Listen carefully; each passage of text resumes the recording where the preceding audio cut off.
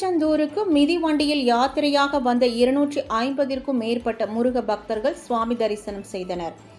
முருகப்பெருமானின் 6 படை வீடுகளில் ஒன்றான திருச்செந்தூருக்கு தமிழகம் மற்றும் வெளி மாநிலங்களில் இருந்து நாள்தோறும் ஏராளமான பக்தர்கள் தரிசனத்திற்காகவும் நேர்த்திக்கடன் செலுத்தவும் வருகை தருகின்றனர்.